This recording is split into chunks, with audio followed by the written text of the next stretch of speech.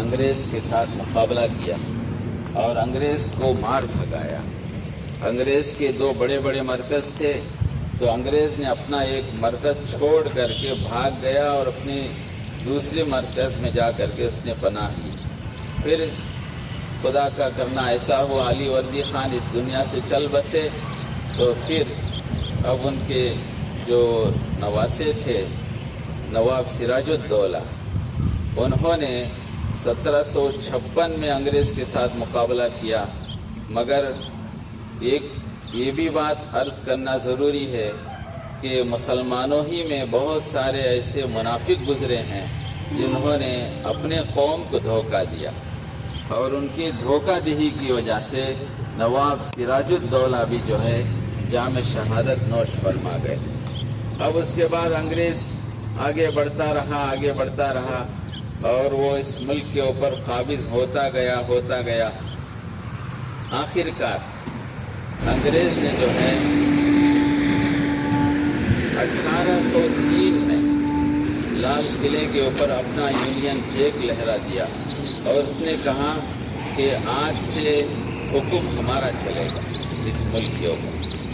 تو 1806 میں شاہ عبدالعزیز محدث دہلوی رحمۃ اللہ علیہ نے یہ فتویٰ جاری کیا کہ آج سے ہمارا ملک غلام ہو چکا ہے، اب ہر مسلمان پر انگریز کے خلاف جہاد کرنا فرض ہو گیا۔ تو اس کے بعد سے مستقل طور پر انگریز کے ساتھ محاذ آرائی کی تیاریاں ہوتی رہیں اور جگہ جگہ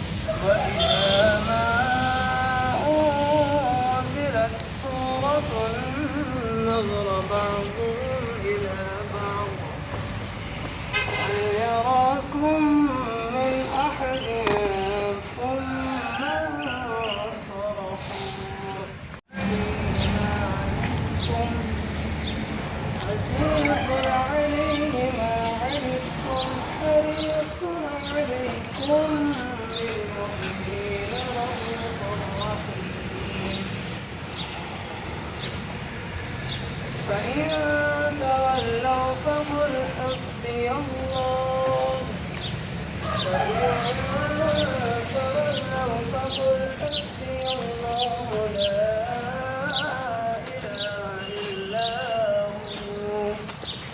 عليه توكلت وهو رب العرش العظيم جہاں سے اچھا ہم بلبلے ہیں اس کی یہ گلستہ ہمارا غربت میں ہو اگر ہم رہتا ہے دل وطن میں سمجھو وہی ہمیں بھی دل ہو جہاں ہمارا سارے جہاں سے اچھا پروت وہی بنایا ہندوستا کا ہم نے ہم چھوڑ کر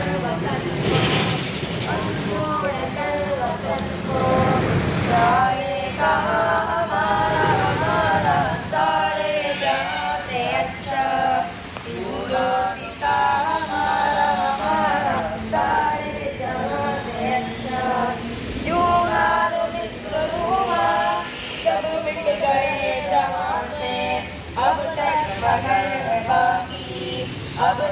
مگر ہے باقی نام و نشاں ہمارا سارے جہاں سے اچھا کچھ باتیں کہتی مٹتی نہیں ہماری صدیوں رہا ہے دشمن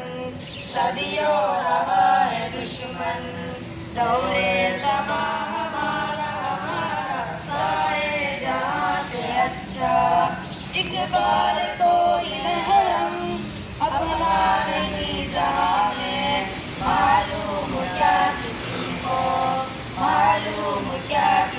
کو درد نیا ہمارا سارے جہاں سے اچھا ہندوستا ہمارا سارے جہاں سے اچھا India is my country. All Indians are my brothers and sisters. I love my country. and I am proud of its rich and varied heritage. I shall always try to be worthy of it. I shall give my parents, teachers, and all elders respect and treat everyone with courtesy. To my country and my people, I pledge my devotion in their well-being and prosperity. Alone lies my happiness. جاهدوا فينا لنهدينهم سبلنا وإن الله لمع المحسنين. صدق اللہ العظیم. محترم صدر جلسہ، مشرق و مہربان، اساتذہ کرام اور اساتذہ، آج میرا عنوان ہے 15 اگست متعلق. ہندوستان میں انگریز تجارت کی وجہ سے آئے تھے، پھر ان کے احوال بدلتے گئے، یہاں تک کہ ان لوگوں نے ہندوستان سے اسلام اور مسلمانوں کا خاتمہ کرنا چاہا. محترم حضرات، ہندوستان سے اسلام اور مسلمانوں کو ختم کرنے کے لیے انگریزوں کی ایک پالیسی تھی کہ سب سے پہلے قرآن مجید کو ختم کرنا چاہیے. نمبر 3، علماء اکرام کو قتل عام. نمبر 3، جذبہ جہاد کا ختم کرنا چاہیے. چنانچہ انگریز نے اس پر عمل در آمد شروع کر دیا اور 3 سال کے اندر قرآن پاک کے 3 لاکھ نسخے نظر آتش کر دیے اور 14,000 علماء اکرام کو پھانسی دی گئی. تھامسن اپنی تاریخ میں لکھتا ہے کہ دہلی سے لے کر پشاور تک جرمن سڑک کے دونوں طرف کوئی بڑا درخت ایسا نہیں تھا جس پر کسی عالم کی لاش لٹکتی نظر نہ آ رہی ہو. بادشاہی مسجدوں میں بھی پھانسی کا پھندا لٹکایا گیا اور دیگر مسجدوں میں بھی علماء اکرام کو پھانسی دی گئی. تھامسن اپنی یادداشت میں لکھتا ہے کہ میں دہلی گیا تو کیمپ میں ٹھہرا ہوا تھا. مجھے وہاں کچھ انسانی گوشت جلنے کی بدبو محسوس ہوئی. میں پریشان ہو کر اٹھا کہ یہ کیا معاملہ ہے.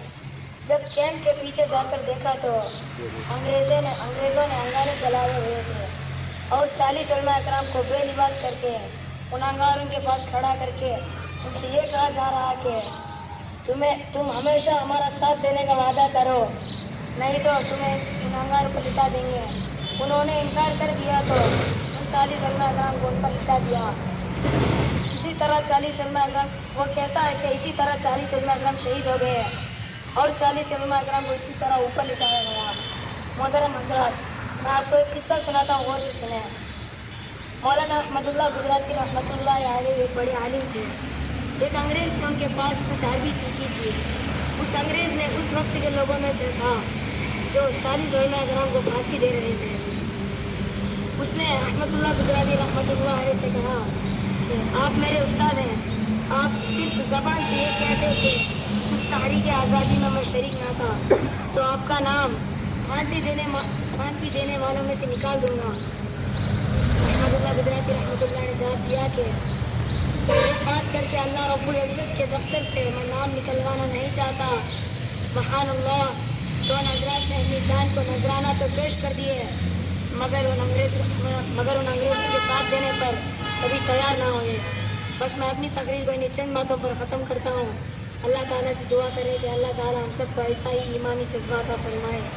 آمین. وآخر دعوانا الحمدللہ. بادشاہ تھے، سراج الدولہ گورنر تھے، ان سے جو ہے لڑائی ہوئی. سب سے پہلی جنگ یہی تھی اور وہ سب سے پہلی جنگ جو ہوئی وہ 1750 پر 7 میں ہوئی. 1750 کو 7 میں گویا یہ جنگ شروع ہوئی. یہ 1 دن 2 دن کی جنگ نہیں، مہینے 2 مہینے کی نہیں، سال 2 سال کی نہیں، بلکہ 200 سال کے اوپر یہ جنگ چلی. 2 آدمی لڑ رہے تھے، ایک آدمی آ کے دونوں کو چھڑا کے فیصلہ کر دیا، ایسا نہیں ہوا. 2 آدمی کسی بارے میں جھگڑے، تیسرا آ کے فیصلہ کر دیا، ایسا نہیں ہوا. بلکہ مسلمانوں کو اس میں تقریباً 200 سال سے زیادہ جو ہے لڑنا پڑا اور محنت کرنا پڑا. جب شروع میں لڑے تو مسلمان ہی تھے کیونکہ حکومت اس وقت مسلمانوں ہی کے ہاتھ میں تھی. بنگال میں کلکتہ وغیرہ وہ سب جو ہے سراج الدولہ حاکم تھے. کرناٹک میں ٹیپو سلطان شہید رحمۃ اللہ علیہ حاکم تھے.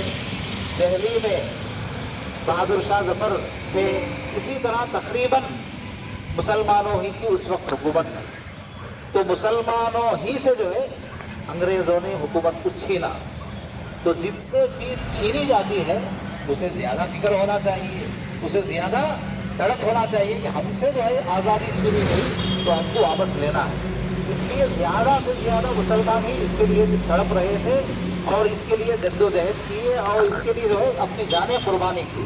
और फिर मुसलमानों में से उलमा, आलिम, जितने बड़े बड़े उलमा थे, सब के सब इन्होंने इस आज़ादी में हिस्सा लिया और बहुत हिस्सा लिया। बड़े बड़े उलमा इसमें शहीद।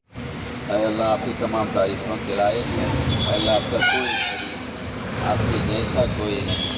हज़रत मोहम्मद मुस्तफ़ा सल्लल्लाहु अलैहि वसल्लम आपके सच्चे रसूल हैं, आपके आखिरी रसूल हैं। ऐ अल्लाह उन पर बेहिसाब दरूद व सलाम नाजिल फरमा, उन पर बेहिसाब रहमतें और बरकतें नाजिल फरमा, उनके आल पर, उनके अहले बैत पर बेहिसाब दरूद व सलाम नाजिल फरमा, उनके सहाबा पर बेहिसाब दरूद व सलाम नाजिल फरमा। ऐ अल्लाह आज हमारे इस मजलिस को बेइंतहा कबूल फरमा। ऐ अल्लाह जितने भाइयों ने भी जंग आज़ादी में हिस्सा लिया है, ऐ अल्लाह मुसलमानों को जन्नतुल फिरदौस में जगह इनायत फरमा, उनके दर्जात को बुलंद फरमा। और जितने गैर मुस्लिम भाइयों ने कुर्बानियाँ दी, ऐ अल्लाह उनके ख़ानदान में से कोई बाकी है तो ऐ अल्लाह आप उनको हिदायत अता फरमा दीजिए। ऐ अल्लाह उनके कुर्बानियों को कबूल फरमा लीजिए। हमारे इस मुल्क की जमहूरियत को हिफाजत फरमाइए। ऐ अल्लाह हमारे इस मुल्क के अंदर जितने मुसलमान भाई रहते हैं, सबके दीन और ईमान की इज़्ज़त आबरू की हिफाजत फरमाइए। हमारे मसाजिद की हिफाजत फरमाइए, हमारे मदारिस की हिफाजत फरमाइए, हमारी खानखाहों की हिफाजत फरमाइए, हमारी दीनी तबलीगी दावती मराकिज़ की हिफाजत फरमाइए। ऐ अल्लाह नज़र बस से हमारे मुल्क की हिफाजत फरमाइए, हमारे मुल्क से बदामनी को ख़त्म फरमा दीजिए। ऐ अल्लाह हमारी दुआओं को अपने फज़ल से अपने हबीब पाक सल्लल्लाहु अलैहि वसल्लम के वसीले से कबूल फरमाइए। रब्बना तक़ब्बल मिन्ना इन्नका अंतस समीउल अलीम व तुब अलैना इन्नका अंतत तव्वाबुर रहीम। सुब्हान रब्बिका रब्बिल इज़्ज़ति अम्मा यसिफून व सलामुन अलल मुरसलीन वल्हम्दुलिल्लाह।